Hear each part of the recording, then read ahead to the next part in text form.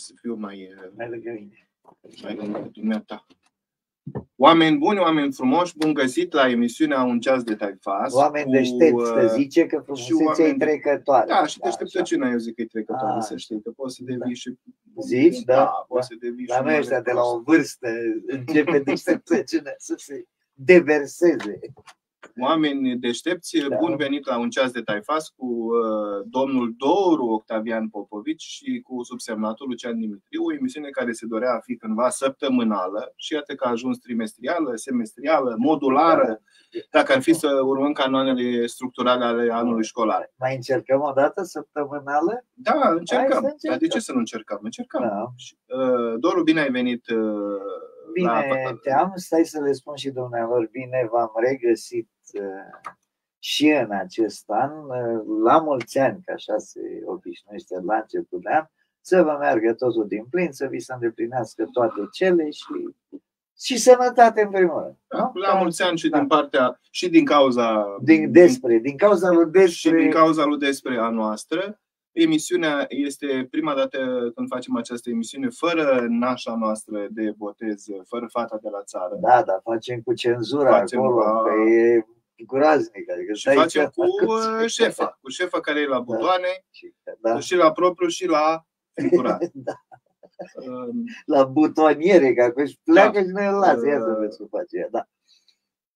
Uite, m-am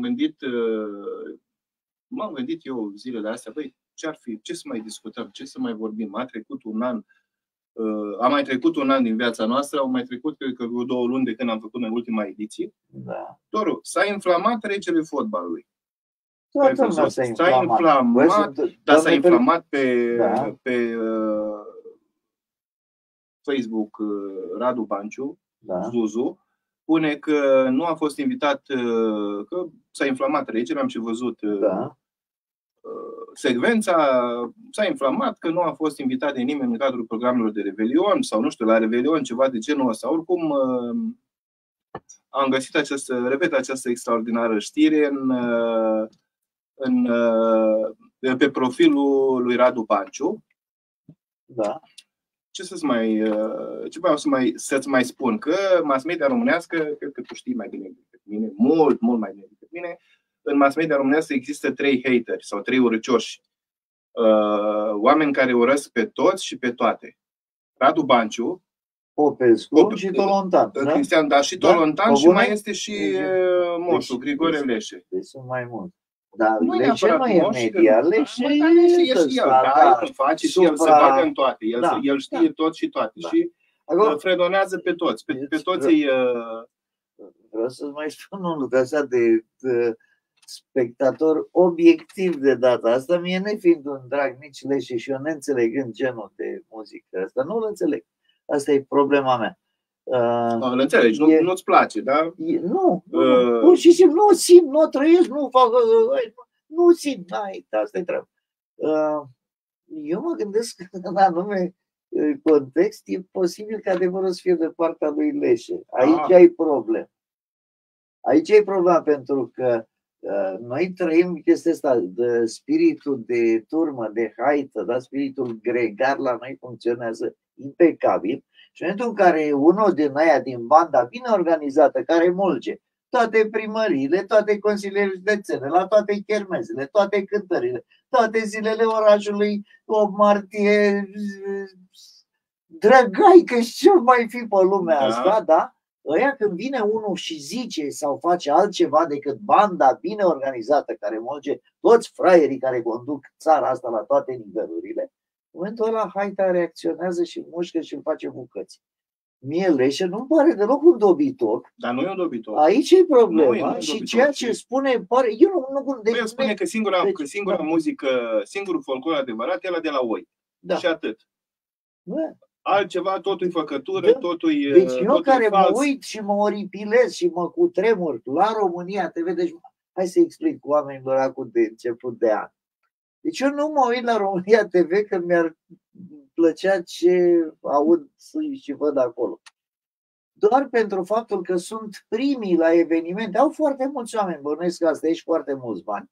Și ei ajung primii la evenimente. Deci eu stau blocat practic cu una din 2 televizoare câte le am în paralel funcționând, pentru că am accesul la știri în momentul ăla. Că toți tolomacii, toate panoramele de reporteriță, de reporteri, analfabeți, aia e treaba lor. Eu iau de acolo material pentru rubrica de miștocăreală, de ce spun ăștia, din Jupânul, da? De la TV adunate, 90% din marfă o iau de la RTV, unde spune niște prostii cât casa, da? Deci asta este una din... Ei, la RTV mai există un obicei cretin complet, ăsta ca sâmbătă și duminica, să dea secvențe de la anunț, de la chermese, de pe scena aia mare de la Chișinău, unde îți arată toate fosilele, toți neisprăviții care nu erau buni nici acum 50 de ani, acum toate, știi, dezgroapă toate cadavrele muzicale de tip Cătălin Crișan, încă nu-i da ajută, Mirabela Daur și mai nu știu ce, și apar titlul, spectacol de senzație sau de mare nu știu ce. Și vine, cântă. Păi, ca Cătălin Crișan poți să vezi 2000 de ani, mă. De Mirarică Gegă la 80 cântă și ce spectacol de senzație. Printre oribilitățile de acolo, e chestia aia pe care am discutat-o aici, dacă ții minte. Am lansat discuția cu domnul Schwarz, aflat pe scaunul ăsta, în care îi spuneam ce am înțeles eu, citindu-i și ascultându-i pe ăia deștepții care au zis, dom'le, ăsta nu-i folclor ce zice orchestra fenomenalul nu știu care, șmecherii ăștia după la Chișinău, dar alți deștepți care au dat cu tunul. Frații nu știu care, ăla, dirijorul, nu știu, deci am văzut 1000 de ori, dar nici pot să rețin, că nu mă interesează. Folclorul se face, a confirmat Ovidiu atunci, ții minte? Da, sigur. Că o formație de 5, de 7 instrumentiști, fiecare cu treaba lui, cu vioară. Atât. Vii tu cu 200 de paraziți, de șmeche, cu 70 de viori. De ce, mă? Despre asta e vorba. Ce zice Leșe, la stână nu știu 200 de viori. Să știi că ce e mai rău, culmea că discutam zilele trecute cu un instrumentist bun și mare, nu spui numele lui pentru că nu mi-a dat voie, și îmi povestea că ăștia de la Chișinău au stricat și ceea ce mai era bun și pe la noi. Da, categoric. Adică au adus dirijori în Botoșani, până și în Baia Mare au ajuns dirijori din Chișinău și se plângeau respectivii instrumentiști din Baia Mare. Bă, cum vine asta de la Chișinău să ne învețe pe noi folclor? Da. Cât tupeu, da. Să ne învețe pe noi cum să cântăm, știi? Da, deci da. Inclusiv educația sovietică, ăstea sunt rămășițele orchestrele la gigant, da. 30 de viori, 20 de acordeoane. A apărut, ți-am spus, rușii, ne-a spus, rușii au scornit, moldovenii au scornit orchestra cu 2 dirijori, frate. Nu, păi nu dovedea unul. Extraordinar, asta îmi place. Orchestra cu 2 frați Adbahov. Da. Exact, asta e unul din noi. N-ai pierdut nimic, cântă Andra cu ea. Tot timpul arătă. Aia care se bat, au o orchestră gigant care se bat. Carlancea, care nu știi ce. Aia cântă un fel de, aia zic ei că ar cânta un fel de rock sau de ceva, nu? Deci știi cum sunt ei rock? Eu am avut discuția asta cu rock-iști, cu rockagii. Zdob și zdob, mamă, ce mai altă nuntă, altă horă, altă hărmălaie de asta tâmpă, cum naiba să-i zici că ăla e rock? Cum să fie ăla rock? Că nu-i. Nici ăla nu-i rock, nici ăsta nu-i rock, nu-i, n-are cum să fie. Lupii ca niște băieți de-aia importați și de-ăștia au ceafă groasă, bă, ăștia n-au reușit nici ca bodyguards, îți dai seama. Că dacă reușeau ca bodyguards, au un ban și acolo și făceau treaba, băteau, scoteau sânge cu valuri de sânge curgeau în jurul lor și erau feriți. Bă, nu le-a ieșit nici atâta. Și atunci au devenit artiști, băi. Ei sunt artiști, cât și asta, mă, ce are legătură, mă, asta cu cântarea, cu muzica, cu arta, cu spiritul, cu sufletul, unde-i? Unde-i, mă, legăt? Că așa știu că muzica nu era de la Caragiale, da? De la Marius Chicoș Rostogaș, aia, care gâdilă urechea, not plăcut, asta e muzichia, da? Care gâdilă urechea. Ăștia nu gâdilă, mă, ăștia îți violează urechea, ce cum să... Apropo de, știi, de artistul ăsta, de etnomuzicologul, scriitorul Grigore Leșe, care spune că, știi, că către sfârșitul anului, prin, nu știu, în luna decembrie, cred că s-a legat de melodia aia, așa e românul, cântă cu precădere la manifestări, cântată cu precădere la manifestările astea de 1 decembrie, provine de fapt din folclorul maghiar.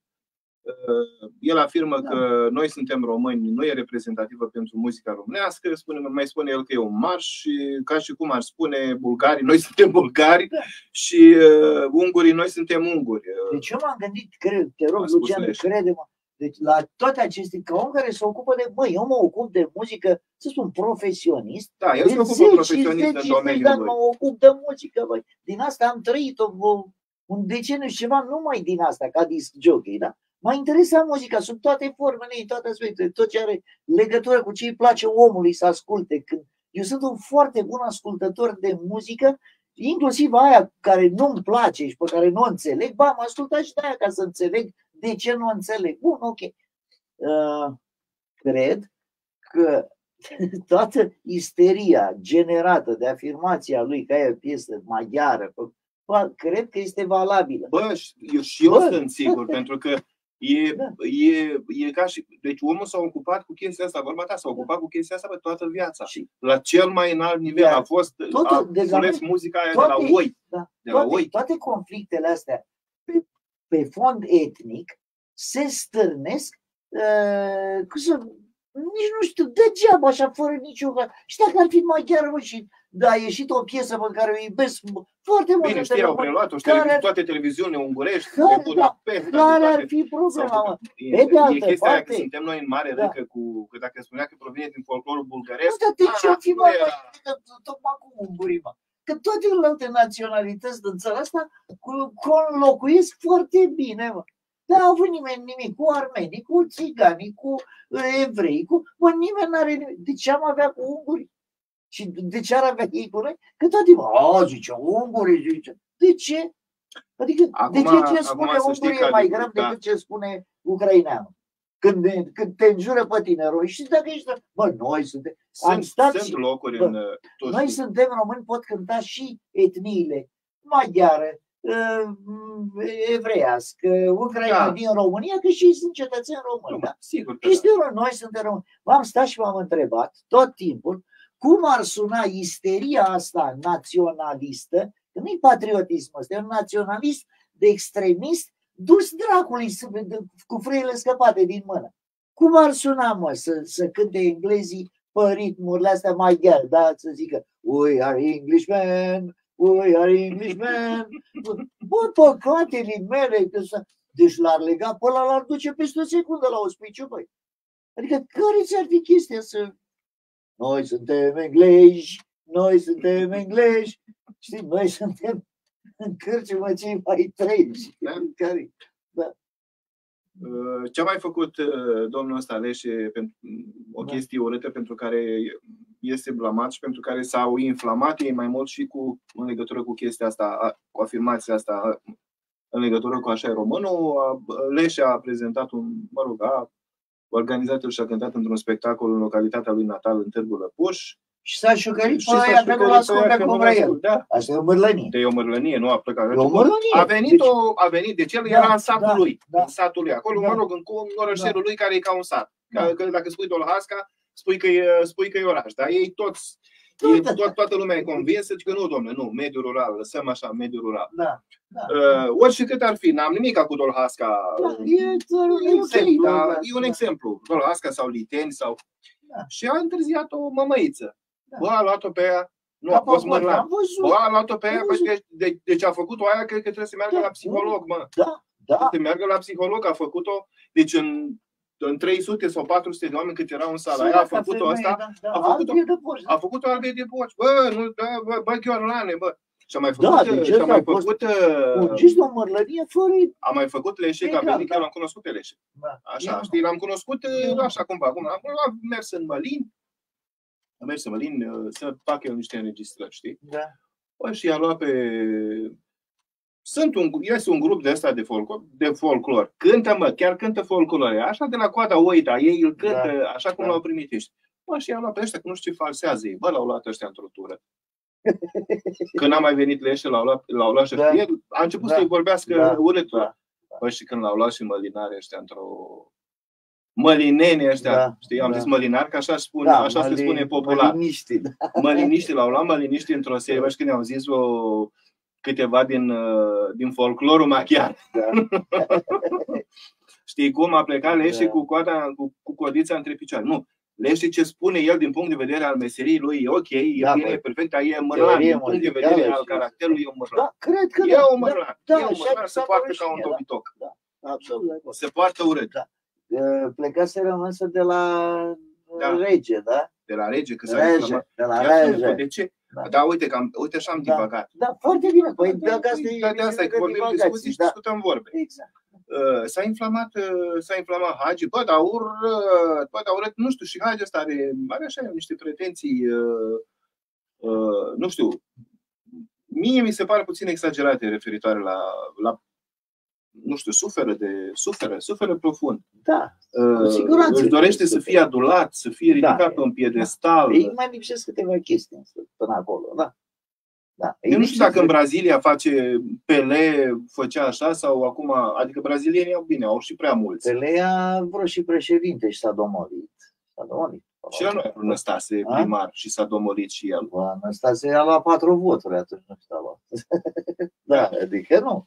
Sunt oameni care notorietatea îi duce până la un punct unde ei se trezesc complet suspendați. Ei n-au postamentul pe care să se așeze. Numai o secundă fac o paranteză și revenim. Bă, mare plânse în ziare. Pleacă țiriacă în străinătate și se stabilește în străinătate. Bă, îți dai seama, toată lumea plângea. Cu toate 368 de toată lumea plânge, toată lumea e tristă, e supărată, e taifun la Nagasaki. Da. Știi? Hai, zi acum despre Hagi.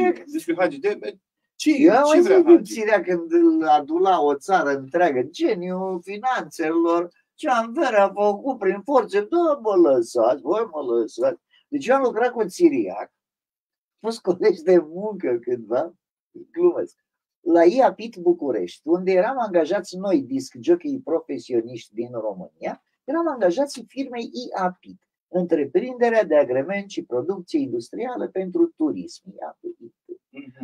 Tot IAPIT-ul, în afară de discotecile din țară, vorbesc de vremea comunismului, ăștia sunt anii 70, ce vă spun, nu? Tot IAPIT-ul a administrat toată distracția din țară, tot entertainmentul din România, incluzând săli de jocuri mecanice, jocuri electronice, săli de bowling, Luna Park, da, toate alea și discotecile, evident. M-am nimerit în fiecare an, că asta era o perioadă când semnam contractele pentru vara care urma, pentru discotecile pe litoral sau unde, eu mai rar nimeream pe litoral, că erau aia cu șpăci grele, altă discuție. Mă nimeream cu domnul Ion Țiriac acolo, care avea terenurile de tenis de pe întregul litoral românesc al Mării Negre, construite de el pe banii lui. Trebuia să, deci îmi pare, nu erau scule neînregistrat, nu se inventase reportofonul în 1973, 74, 75, 76, și el pe atunci avea voie să-și construiască terenuri? Dragule, toate terenurile de pe litoralul românesc erau construite și proprietatea domnului Ion Țiriac. Da? Nu vrei să știi ce negocieri, ce aia, ce bani, ce înjurau ăștia înainte să păți cer, vine Țiriac, băi, eu am plecat să nu pot să n-aud. Rămâneam, hai, zice, cineva trebuie să nu-ți facă, bă, dar vine ăla și iar ne face. Apărea asta că, bă, zeitate coborâtă de lângă Zeus direct fix aici. Da, care vii, bă, să discutăm. Și săracii își făceau de lucruri. Nu. Bă, oamenii toată firea, cu bun simț, cu studii, cu de toate. Bă, când îl vedeau pe ăsta, vedeau Satana. Și începea asta. Cum adică numai atâta mie? Păi de banii ăștia, zice, mai bine pun lacăt pe poartă și am plecat. Zice, mie îmi dați așa. Domnul Țiriac, n-avem și noi cheltuieli, trebuie să lăsăm paznic, de stropit, betonul ăla, de pus, dar nu-i treaba mea, bă. Mie îmi dați atâta dacă sunt îngrozitor, înțelegi? Și de atunci să nu vă să n-aud. În afara faptului că despre IQ-ul domnului Ion Țiriac eu am serioase doi, pentru că el este agramat în modul groaznic, da?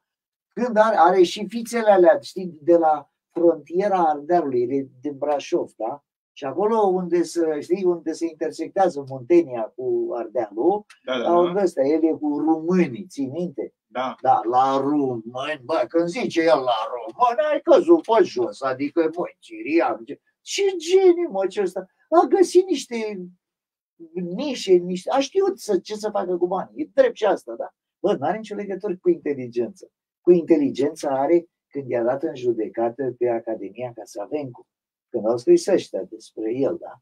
Și a dat în judecată și a crezut că le-a rupt gura. Păi nu le-a rupt gura, le-a rupt pardon, știi? I-a rupt ăia. Au mai apărut odată și a zis, domnul Țiriac, se poate? Zice, noi ne așteptam ca de la unul care l-a furat pe Becker,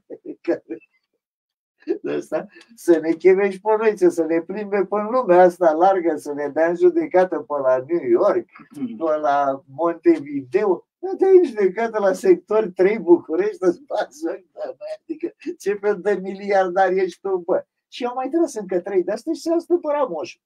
Dar nu să te pui cu presa, băi. Îți trebuie minte ca să... Gică Hagi, aceeași situație. Gică, dacă ar avea și minte, pe lângă talent uriaș, pe lângă, știi, darul ăsta de la Dumnezeu, de a bucura toată țara, toată planeta cu ce făcea cu aia, păi el n-are școală, n-are educație, n-are nimic. Deci el face niște smuceli de astea, cât crede el, că păi nu are ce să-ți iasă bun din povestea asta. Bă, uite de ce antrenor, cum antrenor este și Carlo Ancelotti de la Real de Madrid, da? Care a câștigat titlul în 5 țări, n-a câștigat nimeni titlul în 5 țări, are 5 Champions League, luate toate cu Real. Adică, băi, deci geniul suprem al antrenor. Bă, un om de delicatețe, cum să spun, îl vezi tandru cu jucătorii. Asta, când îi scoate, nu e unul să-i facă, să arunce cu bocanci după aia. Îl mângâie pe cap, îi explică, stă de vorbă. Știi? Bă, e un tată pentru toată echipa și toți îl iau ca pătat. Bă, că drept ce să vii? Păi da, e drept că atunci când a fost selecționer, jucătorii l-au scos? Da, cred, nu știu. Deci chiar nu știu. S-a discutat și asta, da. Cred că da, pentru nu l-au că... vrut, nu? Da, e foarte posibil. E foarte posibil. Dar de ce nu ajunge la o echipă totuși? Că îl vezi pe Mircea Lucescu la 70 de ani. Acum să bat niște echipe. 80, 78, da. Deci încă nu 70, da. Păi, 80, da. Acum, bă, toată lumea îl vrea. Toată lumea din Estul Europei. Gică Hagi n-a depășit. Nu, îl vrea francezi buni acum, între alții. Italieni n-au vrut acum. Există echipe de club franceze bune? Da. Care? Bune, nu, deci echipă de fotbal supreme suntem noi, Real Madrid. Bine, bun, nu te contrazic, bun. Dar cum îți explici tu că de când e fotbalul ăsta, niciodată, adică în afară de Olympique Marseille, n-au luat ei în Europa, n-au avut nimic. Nu știu, eu mă mir că au avut naționala, dar naționala asta făcută, care de fapt cred că penultima ediție a campionatului mondial a câștigat-o Africa. Africa prin prisma steagului francez. O selecționată a Africii. Deci fenomenul s-a produs prima dată în 1998. Sunt mai tari belgienii. În 1998, când deci în Franța, Brazilia, la echipa Franței erau mult mai mulți jucători de culoare. Avem voie să spunem negri, nu mai știu că de ce să nu avem voie. Deci erau mult mai mulți negri în echipa Franței decât în cea a Braziliei, da? Deși etalonul de fotbalist pe lume a fost un negru, Pelé, da? Deci Pelé a fost fotbal, de la el sunt mii de locuri goale și pe urmă încep să discuți de Messi, de Eusebio, de cine vrei, de Ronaldo, da? De la Pelé e gaură cât pe scurt. La francezi erau mai mulți negri, dar au reușit și chestia asta într-un meci, în echipa Franței, singurul alb era marocanul Zinedine Zidane, sau și el, marocan? Algerian. Deci algerianul Zidane era francez alb din echipa plină de culoare neagră. Bă, asta e vremurile, n-ai ce să, da. Mai aveau francezii un bulldozer, un stopper, Basile Boli. Da. Știa? Au jucat el pe primul la Marseille, ăștia când se izbeau în el, cădeau ei, mă, ăsta nu se mișcă, se izbeau. El stătea pur și simplu, se izbeau, bum, ăsta, și el era nemișcat. Bă, frate, nu puteai să... Da. Mi-a plăcut tare mult echipa aia, era cu Chris Waddle. Ce le știi? Da. Cine era în poartă? Olmeta, Savicevic. Tu știi mai multe decât mine. Eu n-am memoria echipelor și a numelor. Sunt așa un nostalgic după lucrurile. Nu neapărat un nostalgic de la un cretin. Dar era un fotbal, mie mi s-a părut în trecut un fotbal mai frumos decât industria, decât mega-industria asta de acum. Balamucul creat de VAR este așa, dincolo de închipuire. S-a oprit 6 seară, s-au oprit meciuri ce am văzut ieri. 7 minute, 8 minute dezbăteau. E penalti, nu-i penalti, a dat cu mâna, dar cum a dat, dar în ce poziție era, dar a vrut sau n-a vrut. Dar i-a atins întâi, știi că dacă ți atinge altceva din corp și după aia mâna, nu se mai pune penalti, orice ar fi. Deci, nu. Și toate ce tâmpeală, băi, o tâmpeală. Atât am visat varul, zic, gata, se pune ordine, s-a terminat cu hoții din arbitraj, nu mai strigă lumea în tribună, hoți, că nu mai e la cine, că gata, n-ai cum să pui, că de unde fură ăștia mai tare. Acum, știi, cred că tot ce s-a produs prin apariția acestui video assistant referee, ăsta e VAR, da? Arbitru asistent video, tot ce s-a produs e că ăia care au nevoie de puncte și trebuie să dea greu, bă, dau acum de 5 ori înainte de dau de 3, de dau centralului și celor 2 tușieri. 4 cu asistentul, dar ăla lua mai puțin. Bă, acum a apărut încă 2 asistenți video. Deci în loc să dai la 4 bani, trebuie să dai la 6 acum ca să ții punctele. Dar tot să iau. Cine are de luat ea? Nu am nicio îndoială. Dacă îți mai amintești tu de Radu Banciu, deranjat, la un moment dat el a făcut o țărâncuță pe Halep, știi? Și a făcut-o și nasoală. Da. Am mai zis că e nasoală și țărâncuță. Și după aia a făcut-o iar. Și chestia asta de la care pe vremuri era la B1 TV spune că reacția lui a fost generată de frustrarea că are un penis extrem de mic. El chiar el a spus așa, domnule, băi, cum ai jignit-o tu pe Halep? Păi am spus, da. Și a spus exact că e frustrat. Bine, a spus-o la mișto ca să da. Și el chiar s-a arătat surprins că trebuie să precizeze că o are extrem de mică, fiind convins că deja toată lumea știa asta pentru un simplu motiv că jignește în emisiunea asta. El acum unde e pe la prima, dar continuă să facă. Continuă să facă, nu știu, i-am urmărit câteva emisiuni, nu mai jignește chiar într-atât de...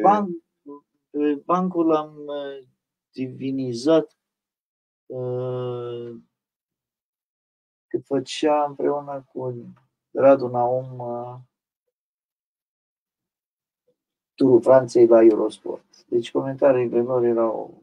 Dar nu, deci acum pe sport comentează foarte bine. Tipul este extraordinar de cult. De acolo, da, okay, este extraordinar de cult. Da, e deștept, e pregătit, e cult. Da. E cult. E cool și e cool și da, e cool. El e filo-francez, e francofon, vorbește franceza fluent, are studii în Franța, nu știu, doctorate mai el prin Franța. Cristian Tudor Popescu a revenit în atenția publicului pe sfârșit de an, în data de 2 decembrie, după ce a scris pe pagina sa de social media un text prin care a recunoscut că a făcut anumite greșeli făcute de-a lungul timpului. Am repetat și eu, dar nu mai contează. Da. Gazetarul a spus, printre altele, că l-a consiliat pe fostul ministru al Sănătății, Vlad Voiculescu. S-au inflamat domnii din presă și l-au atacat și au spus că este un vândut, un... Da, Cristian Tudor Popescu a scris foarte mult la comandă. Da. Păi tu cunoști, nu trebuie să-mi dai nume, că nu vreau acum și nici nu o să-mi dai, că nu o să fii tu atât de fraier ca să-mi spui tu mie. Cât presa din România și din Suceava, nu da nume, că nu vreau să te bag în... Băi, este cumpărată? În mare măsură, da. Foarte mare măsură. Foarte mare. Toți sunt cumpărați, nu? Nu toți. Dar eu merg așa, ca întreprindere de media, indiferent de zonă, că e ziar scris, că e ziar online, că e televiziune, că e radio, cred că între 80 și 90% sunt cumpărate și în interiorul fiecărei instituții media, cel puțin jumătate din, cum le zice, de creatorii de conținut. Bă, mă mor pe mine că da, ei creează conținut la comandă, bă, scrie pe ăsta erou că e omul nostru, că la anul sigur ajunge deputat, știi? Ăsta e conținutul pe care îl creează. Și da, așa e. Pentru că la noi s-a amestecat tot timpul elementul de informare cu cel de cancan și cu politicul, astfel încât nimeni n-a mai știut ce-i de făcut și ce trebuie să facă.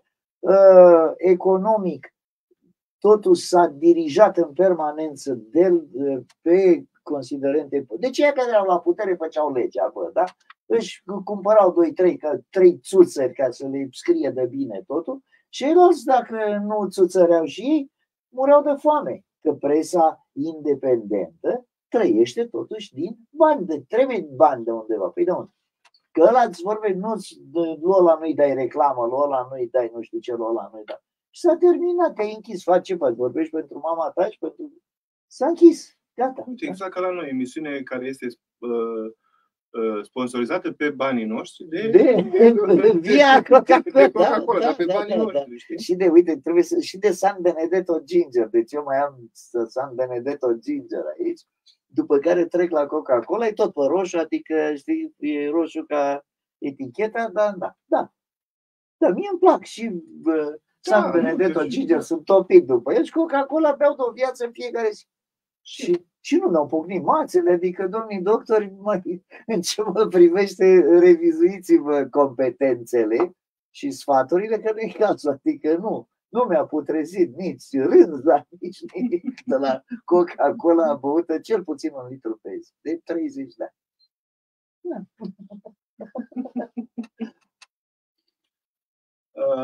Ce a mai fost? Ce trăznai a mai făcut în ultimul timp domnul Cristian Tudor Popescu? S-a legat de Cristina Neagu.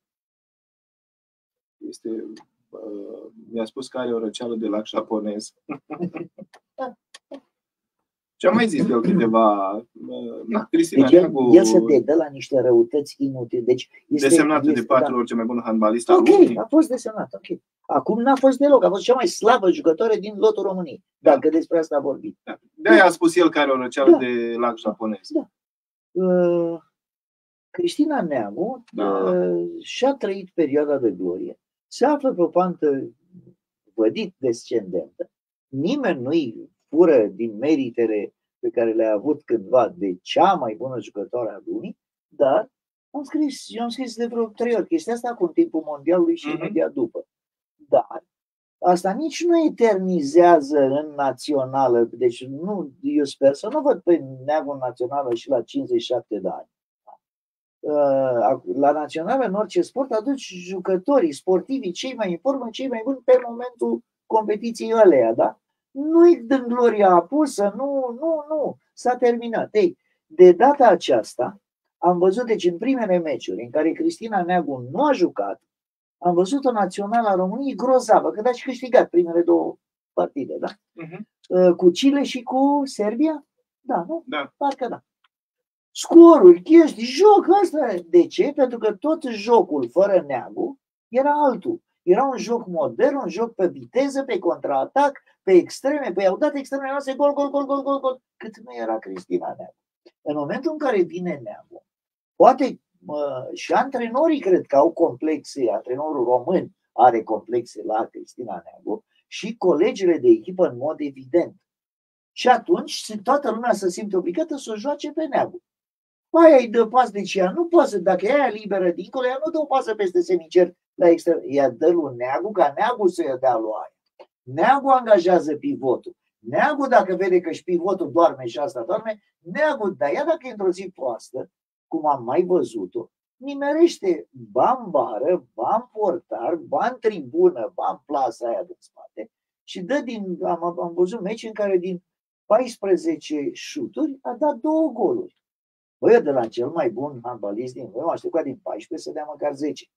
Deci aici Ea, dacă nu e în formă, e normal, e om, da? Are și ea căderile ei firești, logice.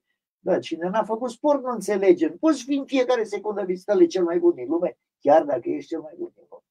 Păi și dacă joci cu neagul atunci, toate trec pe la ea, iar zi proastă s-a dus dracului meciul. Asta vreau să spun. În primele 2 meciuri, nejucând Cristina, echipa a jucat cu totul altceva. A revenit neagutăre, s-a dus dracului. Echipa a căzut în locul 12. Dacă n-ar fi intrat, eu am convingerea că noi mergeam către obiectiv, nu la... nu pe podium. Sigur, obiectivul național era să ajungă la Jocurile Olimpice de la... N-a ajuns. Că trebuia să obții măcar locul 1. Primele 9 au plecat automat la Olimpiadă. Va trebui să joace în calificări, nu? Sau s-a terminat? Nu mai s-a terminat. S-a terminat cu calificări. Gata, mult pac. Deci la revedere. La revedere, Paris. Orvor, Paris. Da. Crezi într-o revenire miraculoasă? Crezi că va mai reveni vreodată Simona Halep în tenis? Nu. S-a terminat? Nu, da. S-a terminat, nu? Da, dar eu cred că o suspendă, că totul este... Azi nu avem monitor. E la fel ca... Azi am scris în monitorul despre ceața densă în care... tu ți-aduci aminte de Monica Seles, știi? Da. Când a plecat, când a ieșit ea din tenis, când a ieșit atunci, când i-a dat la cu cuțitul. I-a dat cu cuțitul. Și Monica Seles a avut o perioadă, deci s-a întors după câțiva ani de zile, dar s-a întors, era pătrată, era dita maică, avea rochia aia, era cât capul, cât umerii, era și curul cât umerii. Da. Așa, deci era de sus până la așa și mai avea aia, ha-urile alea, știi? Țipe, icnetele alea, sau cine mai avea? Mai avea și elvețianca Martina Hingis, și aia avea. Și Hingis le avea. Cel mai tare urla totuși Sharapova, mie așa mi s-a părut. Da, Sharapova urlă și în așternutul lui Iglesias. Dar mai nu. Sau cine? Era cu aia la altă. Cu rusoica aia ștearsă. Aia la altă care n-a câștigat niciodată. Aia a fost declarată cea mai frumoasă Miss Tenis a tuturor timpurilor. Trofeul ei a fost Iglesias. Și ți trebuia 2 trofee. Da.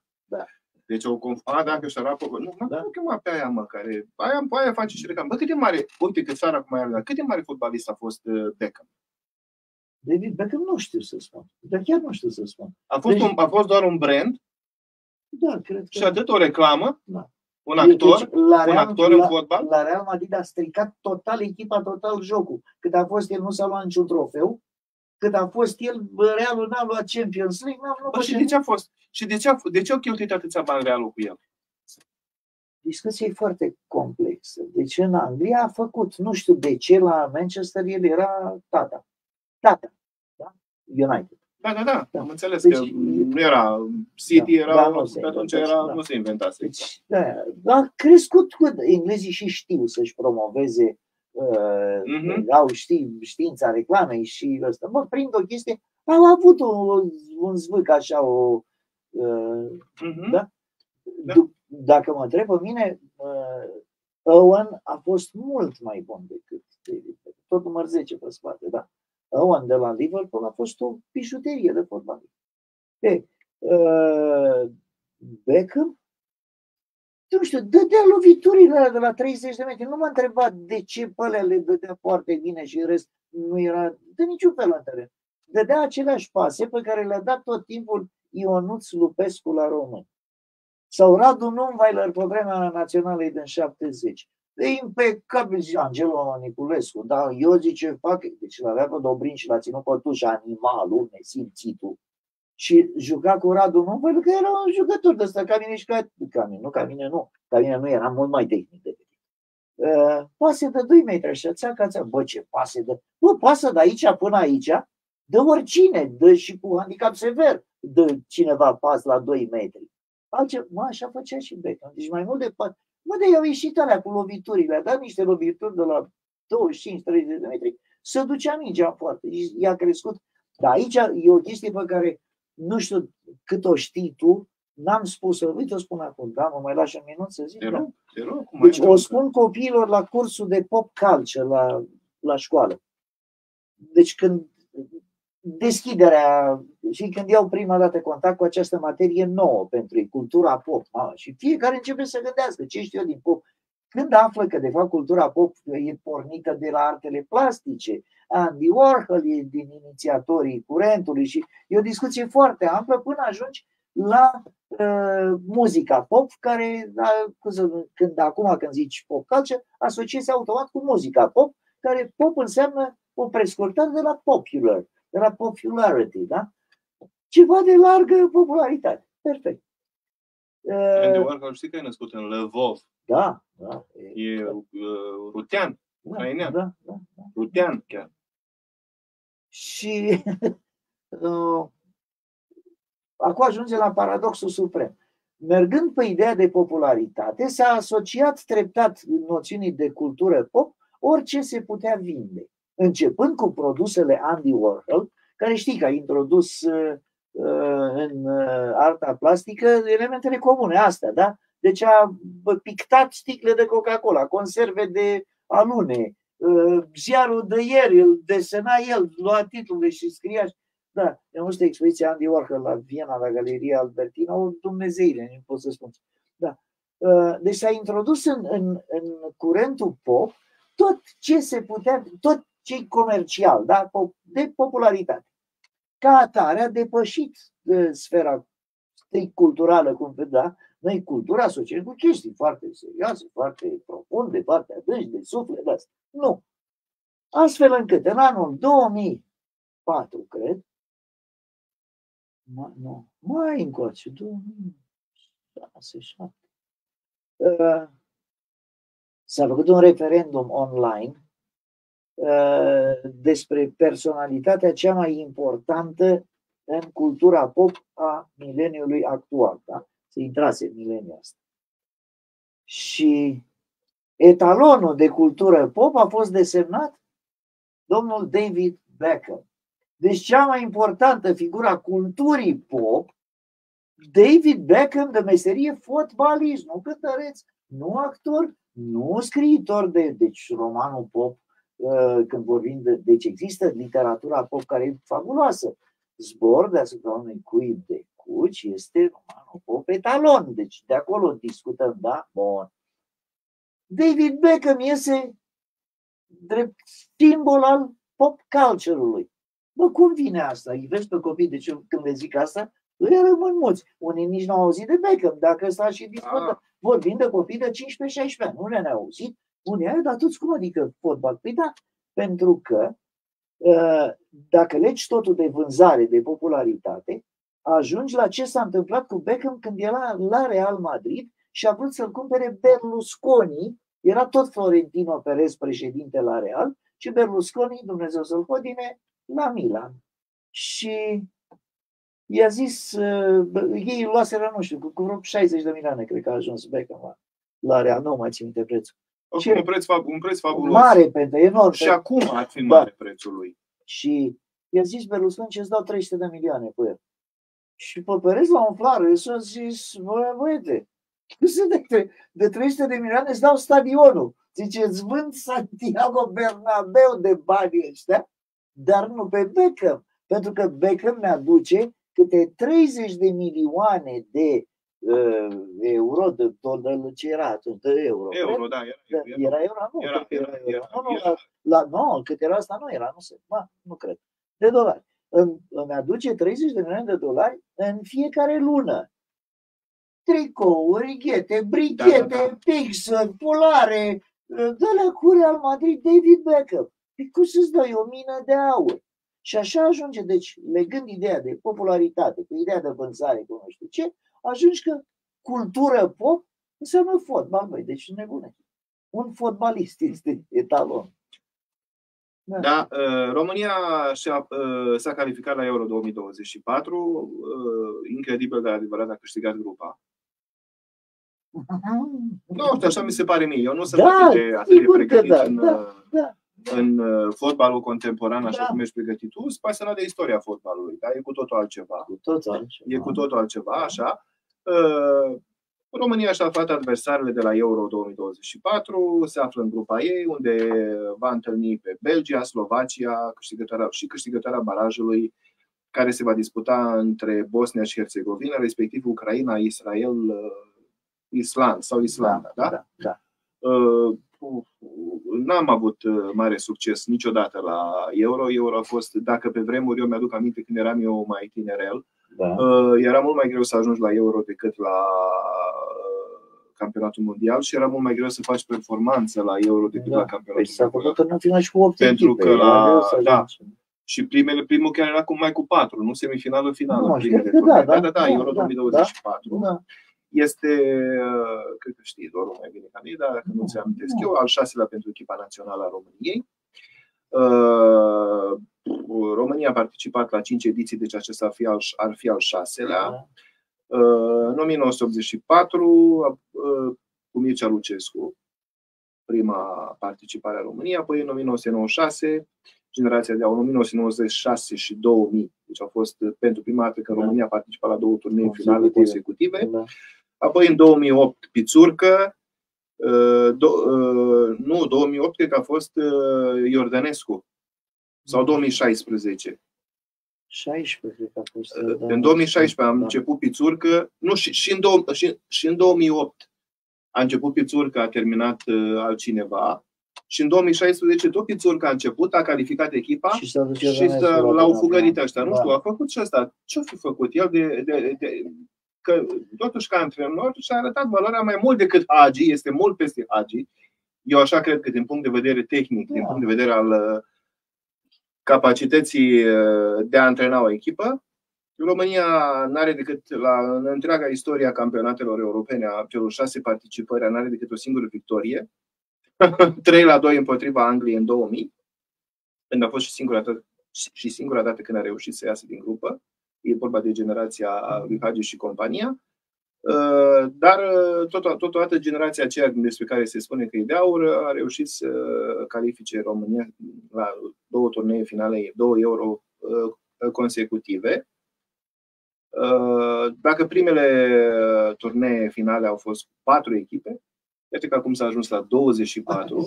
Deci turneele finale de pe... Cred că România atunci a fost o șansă pentru România să găzduiască un turneu final.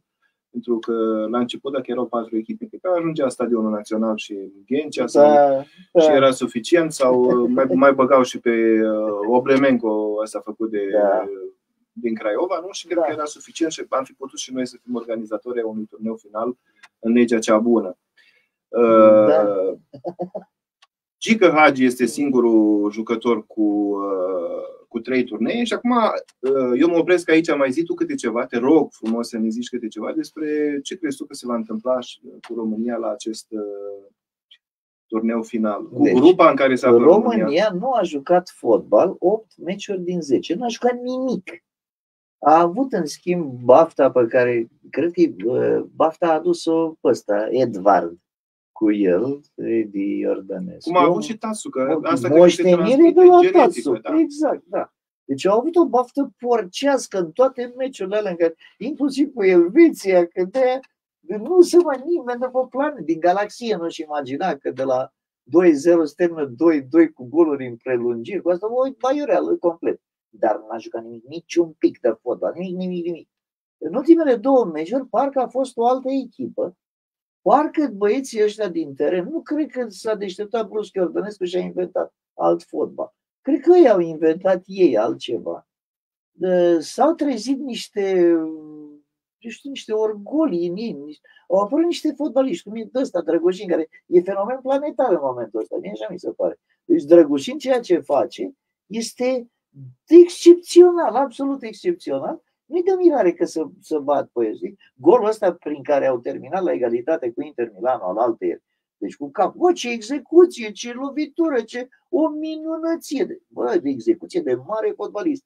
Sergio Ramos mai făcea așa cât era la noi, la Real. Știi? Dar face și acum la Sevilla. Da, face Sergio. Bun.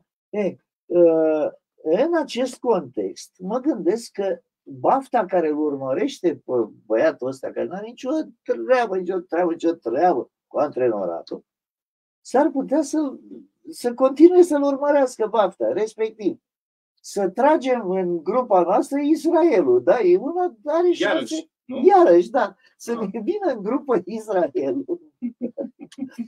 Și știi cum, jucătorul român e un jucător de ăsta de tonus, da? În momentul că cine ăștia, da, le mai tragem mâna, știi? Cu o altă echipă nu prea știi. Dar ăștia, hai mai îmbătuim, le mai tragem tot în 5-0. Ar fi în starea ei noștri și de așa ceva, știi? Indiferent ce zice antrenorul sau nu. Deci se poate întâmpla absolut orice cu această echipă, da? Fără a fi neapărat meritul lui Iordănescu, pe care chiar nu-l văd. Deci nu mă convinge nimeni că ăsta e antrenor. Ceea ce încearcă țuțerii de tipul Stoichiță, că știi că le curg muncii pe la federații și niște, să spun, nu-i ca nimeni, dacă e scos de acolo, e lăsat pe drum. Păi Stoichiță a spus că el e principalul confident al lui Iordănescu junior și că de fapt majoritatea meciurilor le-au pregătit împreună, dar spune decizia finală i-a aparținut lui Edvard. Ce vorbești, mă? Da. Deci, așa a spus Stoichiță. Nu mă îndoiesc. Că au pregătit împreună meciurile, recunoaște că l-au pregătit deci eu împreună. Când văd profitorul ăla, știi, cândva am scris că e scroc și am fost corect, dar nu, ce nu e scroc, nu e scrochează nimic. El e doar profită de pe urma faptului că el a să mai proști decât el. Foarte corect mi s-a părut interpretarea. Da, și am zis, da, așa e, corect, nu e un escroc. Deci, cred că și am și nimerit în cea mai slabă grupă posibilă. În mod evident, deci am venit în cea mai slabă de preliminarii, am venit în cea mai slabă de turneu final. Da, totul vine de să leagă, știi? Exact. Belgia e și ea pe o cădere zdravănă, deci Belgia nu are nicio legătură cu Belgia care juca finală de campionat mondial, nicio legătură, tăicuță, nicio. Eu mi-aduc aminte meciul locul bafta pe care a avut-o Victoria București în 1989 când a ajuns în primăvara europeană. Da. Când a nimerit cu o echipă din Malta în turul 1, în turul 2 cu Dinamo Tbilisi și în turul 3 cu Turun Paloseu la Turcu din Finlanda. Băi, și a fost Coraș era vedetetan și Halagian era antenor principal. Halagian a trecut după aia din nou, deci a trecut la Dinamo. Deci pe Hala l-am cunoscut la Pitești, că eram disc jockey în 1977. Da. Băi, deci o bijuterie, deci tu nu mori de men. Deci toate alea cu pas, da, focul la ei, pase scurte și pe sus. Cum vine asta? Ai n-ai mingea tragi la poartă. Deci toate astea erau gândite, aia nu era deci nu de toți, Doamne, păcate. Nici n-am spus așa ceva. Da, deci Florin, domnul Halaci, băi, zice, eu sunt Florin, ai înțeles? Aia nu, deci a fost și când era și Vasile Ianul, sucevean, nu de origine, nu? Da, nu știu, da. Era sucevean, da. El a fost președinte. El a fost președinte la CSM Suceava în 1988. Da. Tu să știi că da, adică cum mi să știi chestii de asta. A fost președinte la CSM Suceava, prima echipă. Nu l-a adus el și pe Tichii. Și el a distrus. Da, și el a distrus și el după aia, el a distrus echipa. El a distrus-o și a terminat-o într-un an de zile, a făcut-o praf. Când el a făcut blatul ăla cu 9-1 cu Steaua, cu Dinamo. Când Rodion Cămătarul Rodion nu i-a gheată ea Șoșon. M-am adus aminte și de ce n-a luat, că inițial a luat și după 3 ani i-au retras-o și i-au dat-o lui Polster, lui Polster i-a dat-o din Austria, după 3 ani de zile, în 91. Deci lui i-au dat-o prin 88 și în 91 i-au retras-o. Nu știu de ce s-a întâmplat. S-a aflat că meciurile au fost măsuite. Așa, și na. Cea mai slabă participare a României a fost în 1996. Nu avem, repet, decât o victorie. Am jucat în total la turneile finale. România a jucat 16 meciuri. Am marcat 10 goluri la 5 turnee. Până acum urmează al 6-lea. Da. Și ultimele 2 turnee. Deci 16 meciuri în care ai luat o victorie, o singură victorie, da. Asta este toată chestia. Din 84.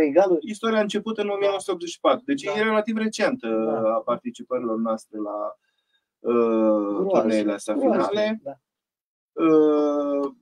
Întotdeauna am avut un start bun, dar finalul a fost neputincios. Acum mai avem câteva minuțele, numai că vreau să-mi aduc aminte, pentru că tot am făcut așa o să ne aducem aminte împreună, să te întreb dacă tu mai știi, pentru că tu urmărești fotbalul de mult tare, cum a arătat România campionatul mondial, dacă îți mă aduci aminte, din 1974 în fața Republicii Democrate Germane. Știi? Și când au bătut nemții, asta în 1973. Ți aduce aminte? Nu. Când Republica, mă rog, a fost cea mai mare performanță a Republicii Democrate Germane. Da. În grup era România, era Republica Democrată Germană, România, Finlanda și Albania. Așa, și la final, într-un meci am luat bătaie cu... Nu, am făcut egal. Era echipa națională a României cu Nicola Răducanu, Sătmăreanu, Antonescu, da. Cornel Dinu, Deleanu, Dumitru Nunweiler, Țară Lungă, Dembrovski, Dobrin, Flora Dumitrache, Angel Iordănescu, ca și jucător, antrenor, dacă tu îl știi, nu știu, eu nu l-am mai văzut de atunci, Valentin Stănescu, știi? Da, îl știi? Eu nu știu. A fost antrenorul Rapidului. Și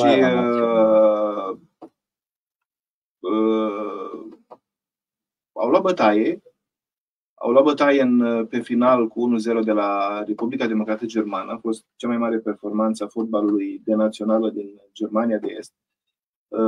Germania de Est fiind atunci pe val, ei fiind și deținătorii cupelor în acel an, în Magdeburg. Da. Când au FC Magdeburg. Da, eu am rămas surprins și Leipzig a câștigat UEFA. Tu știi că au avut două mari performanțe în fotbalul de cluburi și RDG-ul? Da, îți dai seama că controlul antidoping era inoperant. Da. Eu știu ce ar fi făcut ei. Deci au luat UEFA. Ce făceau la not și la atletism. Da, au luat UEFA cu Leipzig și Cupa Cupelor cu Magdeburg în 1974. În 1974 i-au înfrânt pe Milan, deținătoarea trofeului. Foarte tare. Milanul ăsta a fost grozav. Cred că după Real Madrid este cea mai titrată echipă a lumii. Nu știu, da. Nu există echipă care să aibă performanțe. Nu există să aibă mai multe cupe ale campionilor. Mă rog, Liga campionilor decât ei. Cupa campionilor, da. Pe ansamblu, așa, da. Păi au vreo... Da, Bayern, da... Au mai multe decât Bayern. Cred că au vreo 7-8 cupe ale campionilor. Bayern are numai 5. Da. Okay. 5 are și Ajax-ul. Da. Și în 74 ce s-a întâmplat? În grupe, cine s-a întâlnit? În RFG, Republica Democrată Germană cu Republica Federală Germană, 1974. Da. Cine a câștigat? RDG cu 1-0. Da, dar ți-a și spus și în presă, a învins RDG-ul, dar învingătoarea finală a fost RFG-ul, pentru că înfrângerea asta cu RDG-ul i-a ajutat, pentru că ei au mers pe locul 2 și au nimerit într-o grupă foarte ușoară, RFG-ul, iar ăștia RDG au nimerit într-o grupă cu Olanda, cu Franța, și le-au rupt picioarele. Vezi, și ghinionul nostru a fost Germania a mai făcut chestia asta și campionatul mondial din 54, da? Da. Tot așa, au luat bătaie soră cu moartea în serie de la Ungaria, da? Nu știu, 7-0 parcă le-a dat. Și în final au întors și au câștigat ei sănătatea. Ce frumos. Nemții au sânge chestia asta, dacă știi? Dacă nu-i bați, nu te omoară. Da, aveau și, bine că aveau și italienii. La ultimul mondial pe care l-au câștigat italienii, tu ți-aduci aminte, nu știu unde a fost, în Germania. Când s-au târât efectiv până nimeni nu se gândea că ori să ajungă în finală, ba chiar mai mult că vor și câștiga finalul și vor ajunge campioni mondiali. Da. Și uite că au ajuns. Așa, pe scurt, câte ceva despre urbea noastră. Au trecut și sărbătorile. Aproape au trecut, mai se bobotează și Sfântul Ioan Chiolhanul petrece și mai face. Nu este bobotează. Azi e în 4, dar bobotează ei pe 6. Pe 6 bobotează. Revelionul, a fost Revelionul în aer liber pe esplanada Casei de Cultură. A fost festivalul internațional. Bine, eu zic așa cum mi-aduc eu aminte că s-ar numi al datinilor și tradițiilor populare, patronat de Consiliul Județean, iar Revelionul a fost patronat de Primăria Suceava. Trebuie să mai zic o dată. Te rog. Deci asta cu Datin. N-am fost la niciuna niciodată, nici la Datin și nici la festival, la niciun spectacol, Deci, pe nicio esplanadă, niciodată n-am fost. Tradiții și obiceiuri, pe mine mă ia cu rău la inimă, pentru că ele se definesc una prin alta. Deci este pleonastica dusă la suprem. Da? Când Datin zice egal tradiții, obiceiuri. Tradiții egal Datin, obiceiuri, obiceiuri egal Datin, tradiții. Când te duci în dicționar, da? Deci ele sunt una și aceeași. Există cumva o explicație prin străfundurile minții omenești pentru cine are chef să le dea, că alea, datinile sunt mai vechi decât, sau tradiția e mai veche decât datina și obiceiul e ceva mai de curând. Bă, deci este o tâmpeală, nu ne mai lecuim de sintagma asta, datin, tradiții, că a avut loc un festival de, bă, zi-mă, festival de datin sau festival. Nu, de datin, tradiții și obicei. De aia, știi același lucru de 3 ori să miroasă gura în flori. Sun faptul că am devenit consagramat și în măsura în care am luat de la nenii, de la mai marii noștri. Dar nu tu ești. Așa toată lumea zice. Da? Da, și internaționalizarea asta e prin faptul că au venit și de prin Ucraina, din Cernăuț. Asta dă faptul că e internațional. Și nu știu, ar fi venit și de prin Moldova. E fericit, au făcut, că au făcut, nu vreau să fiu ca Banciu, nici nu sau ca mai știu eu cine să vorbesc, să mănânc ciumperci și să zic, e o muncă să faci, să organizezi. Păi am zis Bancu, da, mă gândeam la fotbalist, în loc de Banciu, acum bine că Bancu, dar nu că el e un banc în fel, dar el se spune chestia, îi se spunea pe timp, nu îi spunea om, se spunea chestia de la B1 TV, se spunea chestia de la Prima. Așa îi spun. Voi spuneți voi, bă, ăștia, jurnaliști, nu... Nu, de aia care nu le înghit. Mie mi-e drag. Mie drag. Da, nu știu, că eu am spus, el e inteligent, e cult, dar e porc în același timp. Da, e un ranchiunos și nu știu. Da. Și nu pot să-l detest ca pe Cristian Tudor Popescu. Nu pot. Pe Mopsu? Da. Nu pot. Ce ți s-a părut ție interesant în Suceava în luna asta, cadou luna decembrie? Că n-a nins. Atât? Da. Atât ți s-a părut interesant. Nu? Mai trebuia ceva? Ai participat la vreun eveniment la luna cadourilor? Te-ai uitat pe esplanadă? Da, am trecut pe esplanadă. Mă oripilează. Ai băut vin fiert, borș? Nu, că tot timpul sunt cu mașina și nu. Și mi-a părut rău că n-am băut. Am băut de vreo 2 ori, da, tot. Mă oripilează brazii ăștia din Sârme. Deci nu mai pot să... Care ăștia care sunt făcuți pentru... Da. Deci ceva așa, de monstruozitate. Eu chis suprem, bă, dar nu mai fă, bă, decât să... Nu știu să zic. Mi-e greu, spun prostii dacă spun. Nu, dar eu nu te... Peste tot, e modă planetară, iar e... Da, pot să facă brazi din Sârme în Namibia, în Eritrea, eu știu, bă, unde nu sunt. Bă, dar unde sunt, e un om sacrificat. Da? Bă, dar e odată pe ani. Și se găsește ce să faci cu el după aia, nu știu să spun. Deci sacrificăm mii de brazi care iau calea Austriei ca să o lămurim, da? Și pentru noi, pentru sufletul nostru, nu sacrificăm un brad, punem sârme. Băi, mie mi-a plăcut, este o televiziune, o știi și tu, nu îi dăm nume la când vreau să fiu. Și spune mereu că, bă, și am zis de rău de ăștia de la, au făcut reportaje, peste reportaje despre ăștia de la lipii austrieci ăștia de la Eger, știi? Da. Așa, după care, după un timp, pune postare. Cea mai minunată și mai extraordinară petrecere de sfârșit de an organizată de firma Eger. Da. Mulțumim organizatorilor, la superlativ, la extraordinar, de la... Bă, e limpede, cum poate să fie așa ceva? Uite, așa poate să fie, da. Bă, cum poate să fie așa, mă? Nu? Apropo de presa care e cumpărată și de... Deci, atunci, să te mai mire că austriacul nu dă 2 bani pe tine și nu pot să închei până nu zic pe asta. Bă, deci, austriecii ne-au mai tras-o odată, ne-au tras-o de-aia, dar nu poți să zici, e ca în galerie la Dinamo. O de-aia ne-au dat cu Schengen-ul în aer.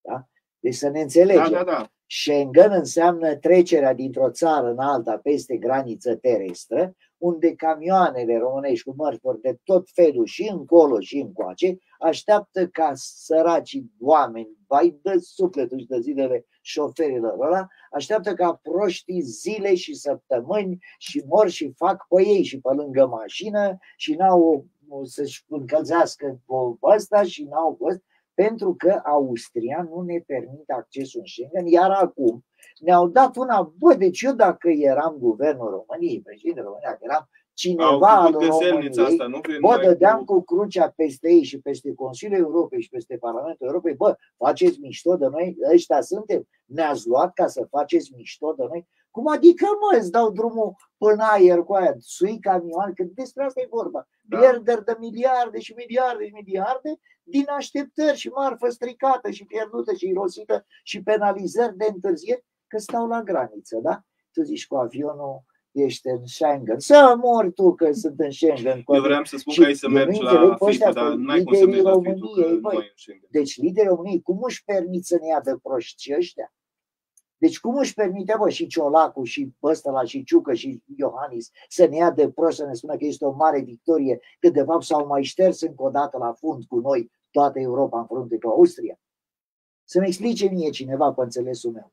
Deci este o înfrângere mai mult decât rușioasă, este o umilință fără margini pe care ne-au dat-o acum, bă, la mișto. Adică mergeți pe mare și mergeți până aia, terestru unde nu. Zice, nu, că care victorie, bă? Băi, care victorie? Am încheiat. Da, și aceeași persoană care făcea reportaje despre Eger, că care camioanele și le duce și duce. Era filmată la masa Eger. Era filmată la masa Eger și lăuda, și lăuda extraordinar de tare petrecerea făcută de sfârșit de an de Eger și premiile, nu știu ce, l-au acolo. Băi, acum dacă i-am înjurat, cam așa stau lucrurile. Dacă i-am înjurat și eu acum pe Eger, nu mă chema și pe nu, dacă te văd pe tine acolo,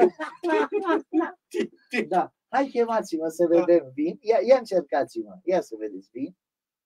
Da, ne oprim aici cu speranța căci, deoarece pentru că vom reveni la a face această prea frumoasă emisiune săptămânal. Pentru că există subiecte, suficiente. Și predicate. Și predicate și putem face o analiză morfosintactică cât de cât pertinentă. Mai ales că suntem așa. Și sinteză, analiză și sinteză. Ce-om fi noi, nu știu, tu te-ai gândit noi ce suntem, pe podcast sau emisiune? Ce suntem? Eu nu știu. Te-ai gândit vreodată? Ți-ai pus o altă problemă? Da, nu te interesează. Da, nu mă interesează. Dacă pe tine nu te analiști. Nu suntem analiști. Tu poți fi, tu te poți, că ai făcut. Eu sunt un întrebac. Oameni buni, nou, frumos, luminos, să vă aducă tot ce trebuie, tot ce vreți, tot ce meritați. Pentru dumneavoastră, astăzi a fost prima emisiune din an de la Teleradio Suceava, Un ceas de taifas, prima emisiune din an, prima emisiune Un ceas de taifas. Dor Octavian Popovici și Lucian Dimitriu vă spun la revedere și avem speranța că ne vom întâlni și săptămâna viitoare. Cei din jurul nostru ne furnizează foarte, foarte multe subiecte, foarte mult motiv de bârfă, de discuții, de bla bla blauri. Și gata. Ne vedem și gata. Nefiind fata de la țară, mă văd nevoit să... Da, Alexandra Andrei. Cu autoservire închidem emisiunea. Închidem noi emisiunea, umblăm la butoane, doamna Teo ne-a spus ce și cum trebuie să facem și noi ne-am însușit. În măsura în care vom putea. Sperăm să nu lăsăm iarăși butoanile. Să ne auziți cum spunem chestii băiețești. Da. O zi bună, un an bun tuturor, la revedere!